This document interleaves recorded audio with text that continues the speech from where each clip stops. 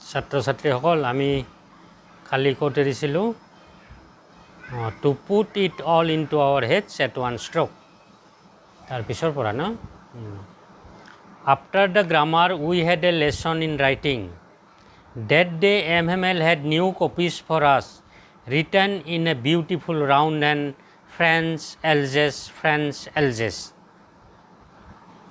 ব্যাকৰণৰ পিছত আমি হাতৰ আখৰৰ লেছন পালোঁ তাৰমানে ছাত্ৰজনে কৈছে যে ব্যাকৰণৰ পিছত আমাক হাতৰ আখৰৰ শিকোৱা হৈছিল that day MML had new copies for us সেইদিনাখন MML কিছুমান নতুন কপি লৈ আহিছিল আৰু তাত কি লিখা আছিল written in a beautiful round hand খুব ধুনীয়া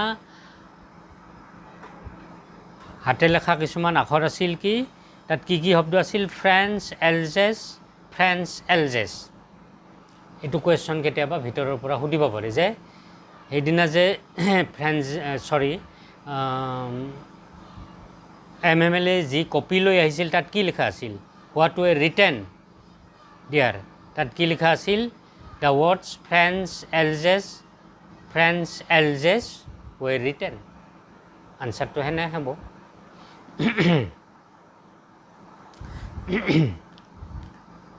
They look like little flakes floating everywhere in the schoolroom, hung from the rod at the top of our desks. আৰু সেইবিলাক হাতৰ আখৰৰ নতুন কপিবিলাক কি তাত টেক্সৰ ওপৰত ধুনীয়াকৈ লগাই থোৱা আছিল আৰু সেইবিলাক বতাহত পতাকাৰ নিচিনা উৰি আছিল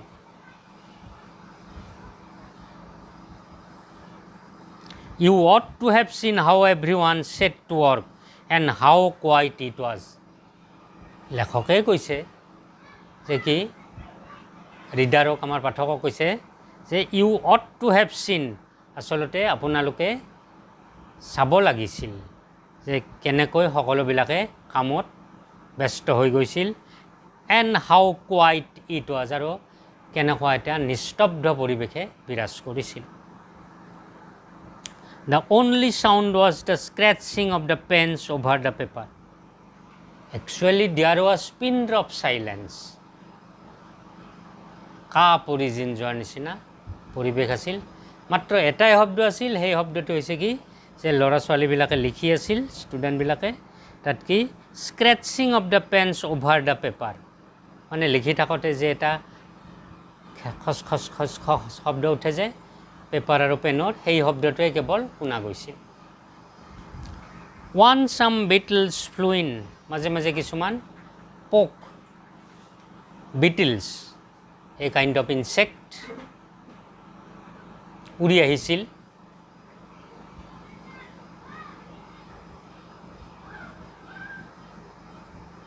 but nobody paid any attention to them কিন্তু কোনোৱে তাৰ প্ৰতি মনোযোগ দিয়া নাছিল অন্যদিনা হ'লে এইটো হুলস্থুলৰ পৰিৱেশৰ সৃষ্টি কৰি দিলেহেঁতেন এটা পোক সোমাইছে এটা বিটিল সোমাইছে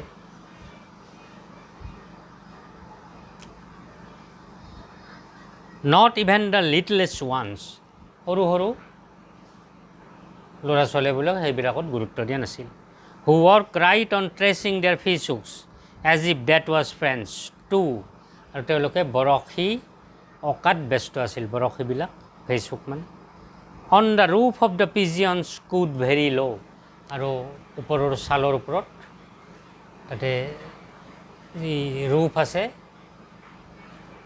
ছাল আছে এই ছালৰ ওপৰত ছালিৰ ওপৰত পাৰ চৰাইয়ে মাতি আছিল কু কু মানে পাৰ চৰাই মাতা ৰুণ দিয়া খুব লাহে লাহে and I thought to myself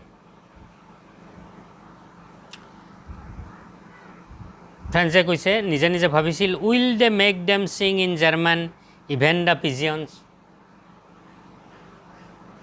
আৰু জাৰ্মানবিলাকে পাৰ চৰাইবিলাককো জাৰ্মান ভাষাত এই ৰুণ দিয়াব পাৰিবনে কাইলৈ অলপ ধেমালিতে কৈছে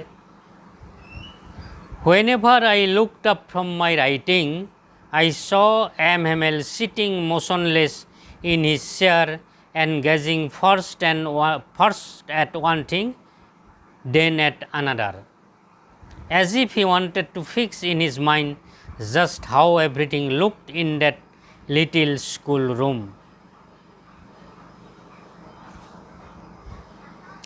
যেতিয়াই মই লিখাৰ পৰা মাজে মাজে চাইছিলোঁ, ছাত্ৰজনে কৈছিল, I saw M. Hamel sitting motionless in his chair.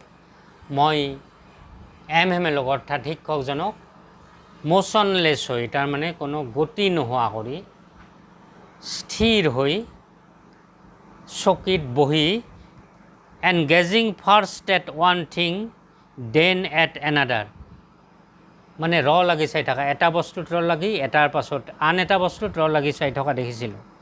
As if he wanted to fix in his mind just how everything looked in that little school room. যেন এনেকুৱা লাগিছিল এম হেমেলে সকলোবিলাক বস্তু তেওঁৰ সন্মুখত ঘটি থকা, স্কুল ৰুমত ঘটি থকা সকলোবোৰ বস্তু যেন তেওঁ মনতে এটা লৈ যাব বিচাৰিছে, ফিক্স কৰি, ইমান বছৰ ধৰি বা আজি যিখিনি ঘটনা ঘটি আছে তাতে সেইদিনাখন যি ঘটি আছিল। Fancy for 40 years he had been there in the same place, with his garden outside the window and his class in front of him just like that.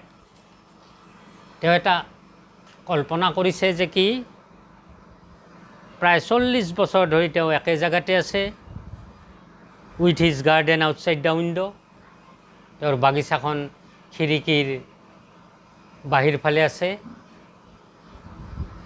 and his class in front of him, আৰু তেওঁৰ শ্ৰেণীটো সন্মুখতে আছে, just like that, সেই আগৰ নিচিনা কোনো পৰিৱৰ্তন নাই। Only the desks and benches had been worn smooth. কেৱল মাত্ৰ ডেস্ক বেঞ্চবিলাকে কি হৈ গৈছে, মিহি হৈ গৈছে, মিহি হৈ যাবই, বহুটা বেঞ্চ, বহু বছৰ বহু ছাত্ৰ ছাত্ৰী তাত বহাৰ ফলত কি হৈছে, ঘঁহনি খাই খাই এইবিলাক মিহি হৈ গৈছে। The walnut trees in the garden were taller, আৰু walnut tree জোপা কি হৈ গৈছে, ওখ হৈ গৈছে। And the hopvine that he had planted himself twined about the window to the roof, আৰু hopvine plant মানে এবিধ লতা জাতীয় গছ, তেওঁ নিজেই ৰুইছিল। He himself planted this hopvine,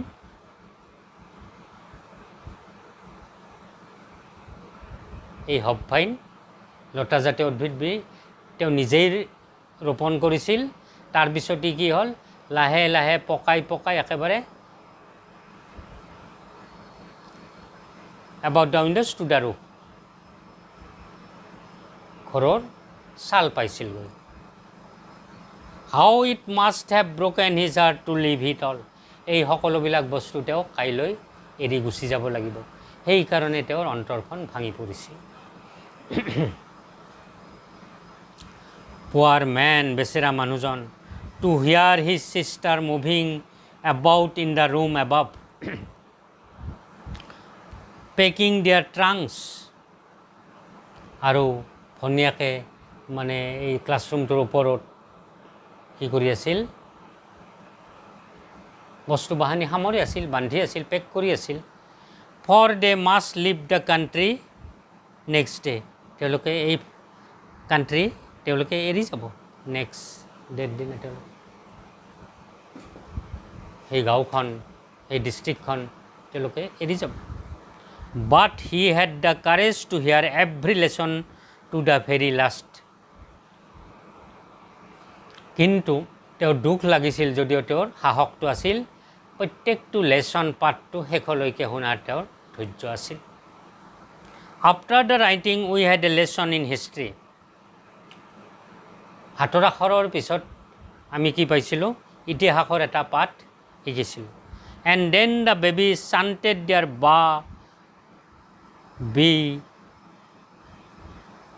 ba, be, bi, bo, bu, আৰু চিলড্ৰেনবিলাকে বেবিজবিলাকে এইবিলাক উচ্চাৰণ কৰিছিল, মানে মাতিছিল।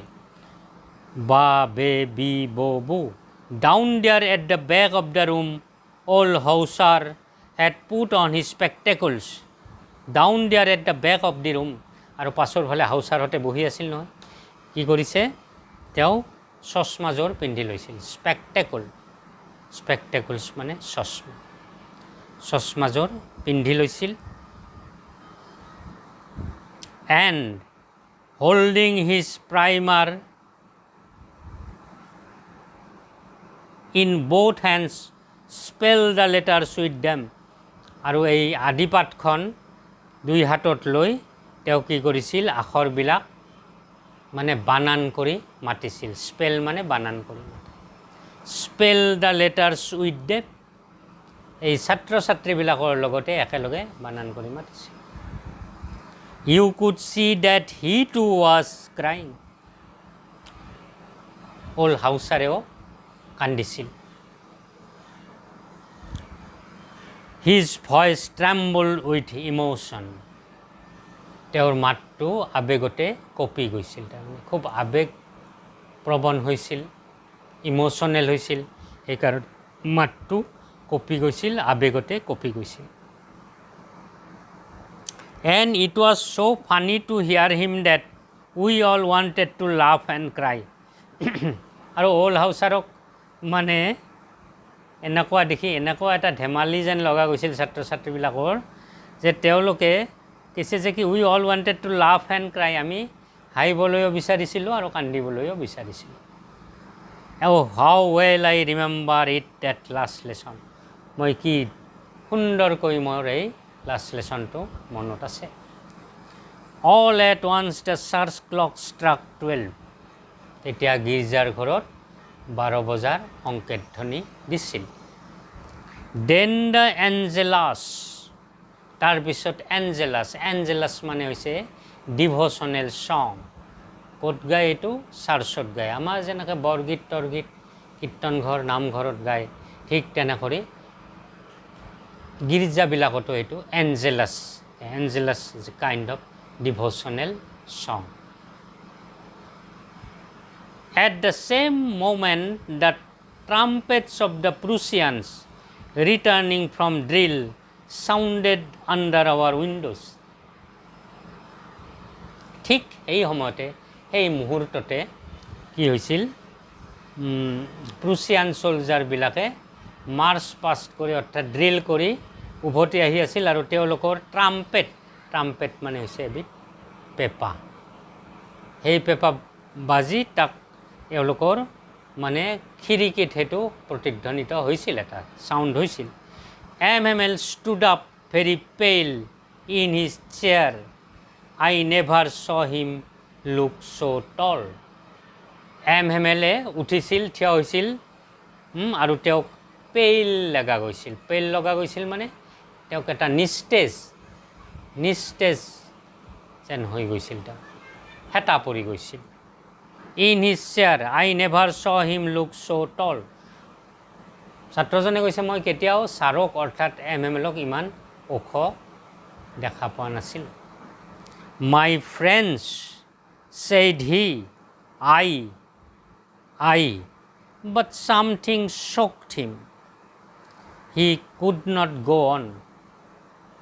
তাৰপিছত addressing the students as his friends, he said, but he could not continue it. ছাত্ৰ ছাত্ৰীবিলাকক তেওঁ বন্ধু হিচাপে সম্বোধন কৰি কিবা ক'বলৈ বিচাৰিছিল, কিন্তু তেওঁ ক'ব নোৱাৰিলে। বাট ছামথিং শ্বকড হিম, যেন কিহবাই তেওঁক গলত হেঁচা মাৰি ধৰিলে। তাৰমানে খুব আৱেগিক হৈছিল, আৱেগিক হোৱাৰ কাৰণে কথাখিনি তেওঁ he could not complete it, সম্পূৰ্ণ কৰিব নোৱাৰে। He could not go' on, কথাখিনি তেওঁ ক'ব পৰা নাছিল। Then he turn to the blackboard, took a piece of chalk, and bearing on with all his might he wrote as large as he could. তাৰপিছত ব্লেকবোৰ্ডৰ ফালে তেওঁ ঘূৰিছিল, ঘূৰি এটুকুৰা চক লৈছিল, চক লৈ তেওঁ গোটেই bearing on with all his might, খুব শক্তি সঞ্চয় কৰি তেওঁক শক্তি, এইটো খুব দুখ লাগিছেতো। He wrote as large as he could vive la France, যিমান ডাঙৰ পাৰি সিমান ডাঙৰকৈ তেওঁ বৰ্ডত লিখিছিল। কি শব্দ লিখিছিল? ভিভে লা ফ্ৰেন্স, মানে লং লিভ ফ্ৰেন্স, হে ফ্ৰেন্স দীৰ্ঘজীৱী হোৱা। কেতিয়াবা কুৱেশ্যনটো এনেকৈ সুধিব পাৰে যে কি, what did M Hamel write at the end of the class? আনচাৰটো কি হ'ব? এম হেমেল ৰোট ভিভে লা ফ্ৰেন্স, ব্ৰেকেটৰ ভিতৰত তোমালোকে লং লিভ ফ্ৰেন্স বুলিও দিব পাৰা। Long live friends at the end of the class, মনত ৰাখবা। হে ফ্ৰেন্স দীৰ্ঘজীৱী হোৱা। তেওঁ ক্লাছৰ শেষত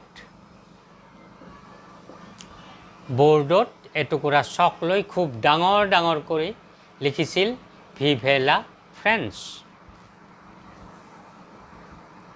then he stopped and lean his head against the wall, তাৰপিছত লিখা বন্ধ কৰিছিল, বন্ধ কৰি কি কৰিছিল? Lean his head against the wall, lean মানে হৈছে হাউলি যোৱা, এনেকুৱাকৈ তেওঁ বেৰত মূৰটো আউজি দিছিল বা হাউলি গৈছিল। Without a word he made a gesture to us with his hands, school is dismissed you may go'. তাৰপিছত তেওঁ কোনো শব্দ, উইদাউট আটাৰিং এনি ৱৰ্ড, তেওঁ জেষ্টাৰৰ জৰিয়তে মানে অংগী ভংগী দিয়ে কৈছিল, স্কুল ছুটি, তোমালোক ছাত্ৰ ছাত্ৰীসকল যাব। গতিকে এইখিনি লাষ্ট লেচন ইয়াতে শেষ। ঠিক তেনেকৈ আমি এই প্ৰ'জৰ পিছত আমি ইয়াতে 35 ছেকশ্যনটো ষ্টাৰ্ট কৰিম। তাৰমানে এটা প্ৰ'জ পিচ শেষ হোৱাৰ পিছত এটা পয়েমটো শেষ হোৱাৰ পিছত আকৌ প্ৰ'জ পিচ। গতিকে আজিলৈ ইমানেই, ধন্যবাদ।